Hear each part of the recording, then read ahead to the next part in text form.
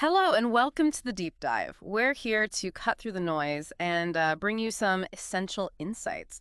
Today we're looking into something really critical. It's the mental health challenges, the isolation that migrant workers and international students can face right here in the UK. Our aim really is to unpack the unique pressures they're under, figure out what stops them getting support and maybe highlight some solutions that actually work. We've looked at quite a range of sources for this, so let's get into it. Yeah, and what's really striking, I think, from looking at this is how often these struggles just aren't seen or maybe not properly understood. Migrants, whether they're here to work or study, they deal with a very specific set of stressors. For workers, for instance, studies pretty consistently show higher rates of depression and anxiety compared to the general population.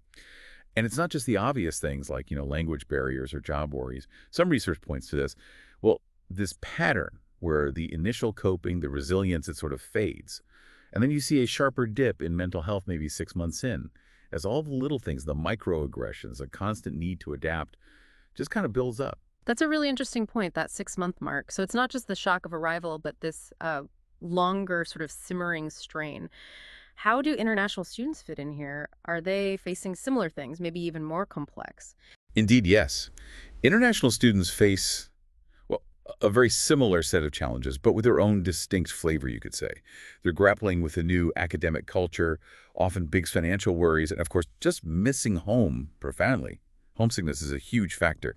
Our sources really show how these things combine to heighten stress and anxiety. If you step back, it's this intense mix of cultural immersion and personal strain, often completely cut off from their usual support networks. Right, their families, their friends back home. Can you give us a sense of what this looks like day to day? Like what specific situations really bring this home? Sure. Take housing for many migrant workers, often it's severely overcrowded. Mm. And that's not just uncomfortable, it directly feeds into feelings of isolation, distress. I read one quite poignant report, actually, about Filipino domestic workers. They were living in these cramped, shared rooms, zero personal space. Hmm.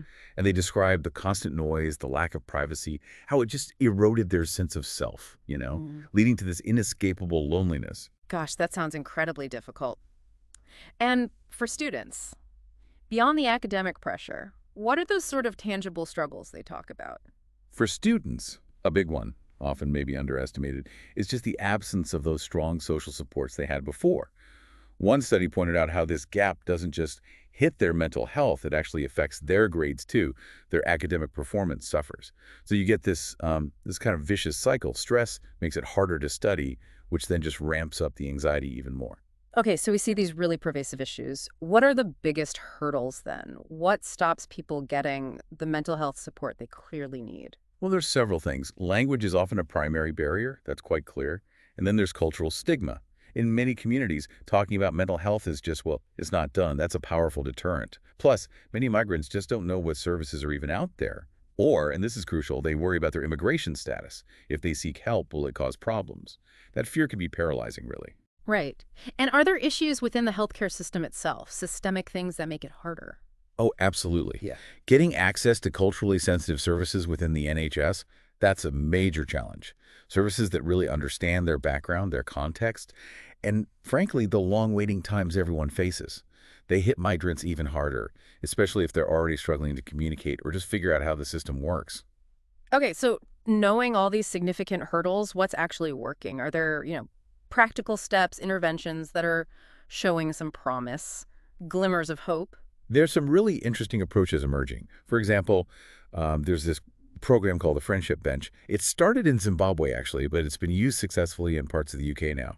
It uses something called task shifting. So they train lay counselors, people from within the community itself. And the research shows this model really helps. It reduces stigma, makes it easier for people to access help because it meets them where they are culturally and geographically. That community-based idea sounds really powerful. What about universities? For the international students? Yeah, universities are definitely stepping up more. Many have brought in specific peer support groups, tailored counseling just for international students. It's a proactive approach, trying to address those unique pressures within an environment they already know.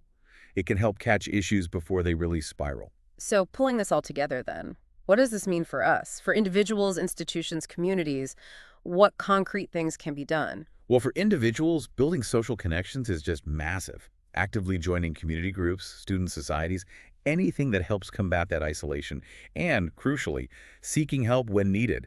There are organizations, like the Refugee Council, for example, that offer really important confidential support. Don't be afraid to reach out. Right. And for the bigger players, institutions, local communities. Institutions really need to prioritize culturally competent care. That means making sure support isn't just available, but that people know about it, publicized in the right languages, within the communities themselves.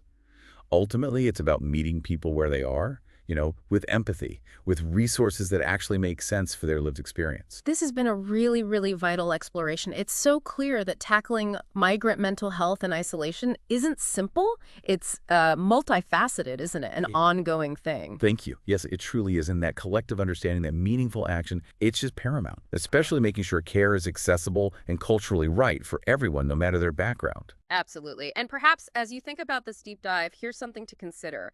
Beyond the specific challenges, the solutions we've touched on today, Mm. what role can we play as individuals, as communities? How can we genuinely foster a sense of belonging for people navigating these new cultural landscapes? It feels like it's more than just providing support services, right? It's about Yeah. actively, consciously building those bridges of connection.